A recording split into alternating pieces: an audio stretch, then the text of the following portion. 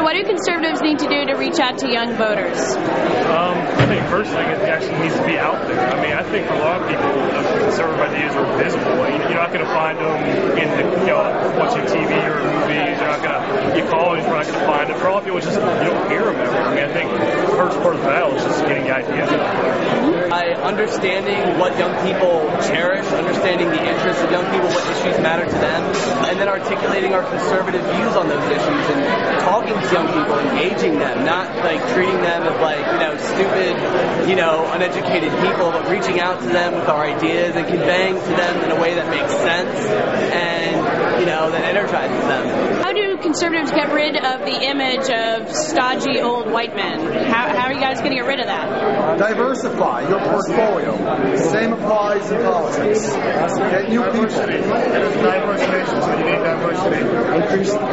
Make freedom popular. Make freedom like a good image for everyone. Don't discriminate. Just tell people freedom is a good thing. It's to express race, ethnicity, and more. So embrace freedom.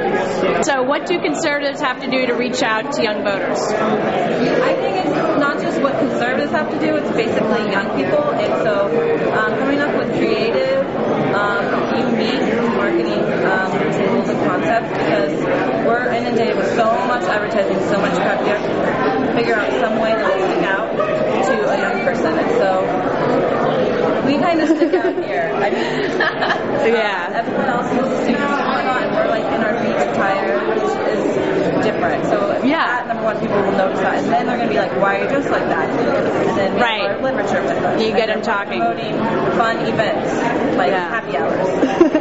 All right. So why did young people though? Why did they vote 2-1 for Barack Obama and not? I feel like it was more of a fad than people actually knowing policy. I go to university right now, so I have a lot of experience with talking to young people who they voted for during the campaign election. And every time I asked them why they were voting for Barack Obama, they didn't really have an answer for me that had anything to do with policy. They didn't know anything about where he stands on issues, and I think that has a lot to do with it. Young people like to do what other young people do.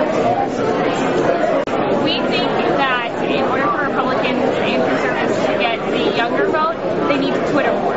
Twitter more. I think it's very important that if they're not Twittering, they're just not acceptable. I think as of right now, I saw that there are more Republicans actually Twittering than Democrats, so they're kind of beating them right now. They just need to make sure that they don't do it during presidential speeches. Reduce government and stop bailing out the banks in order to let the free market work for Americans and make our economy prosper. So how do you get that message out to young people?